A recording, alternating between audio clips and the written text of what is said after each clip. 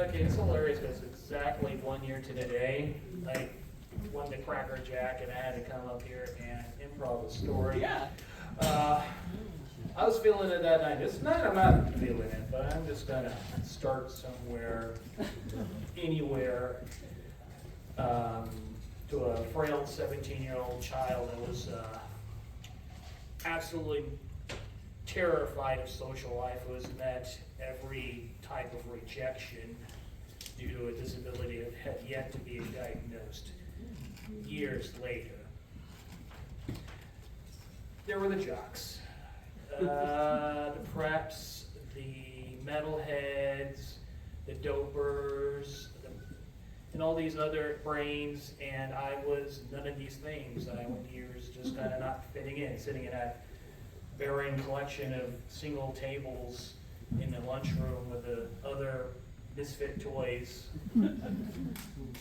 knowing where my place was. And then there were goths. They were kind of the proto-goths of the mid-'80s. And they were these weird kids that were usually more associated with the brainiacs and the art students and the mutants. And of course, they were too cool for me. But I'm hearing on this tape deck a song that threw a spear through this morass of loneliness and alienation and went through my heart, came out the other side. And the lyrics I recall are, how can you say, I can't remember the lyrics.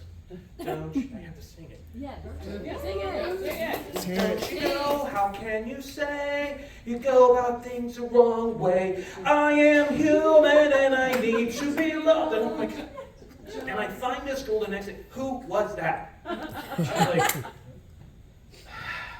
well, of course you don't know. It's the Smiths. Dismissed? No, the Smiths. Smiths. Gotta write this down. Okay. And I'm like, okay, so Smiths. And like, okay, it's on this album, Queen is Dead. I think it was Queen is Dead. And I'm like, so I go and fetch this album, and I'm in a Christian household. Rock and roll was not allowed, so I had a myriad ways that would,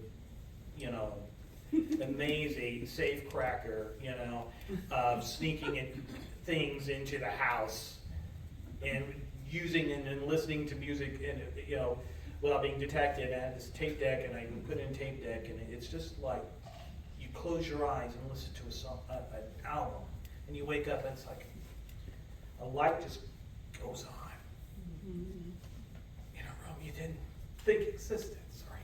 Yeah. Yeah. Go ahead. Okay, you're all witnesses to me having an emotional moment. So. It's okay. It was beautiful. There were so many things there. Poems, books. They were just right in front of me. A year later, I'm leaving my house. Bye, I'm going to the movies, Mom and Dad. I'm wearing a thick jacket. I take it off. I'm wearing a black shirt with a lace collar. Go up.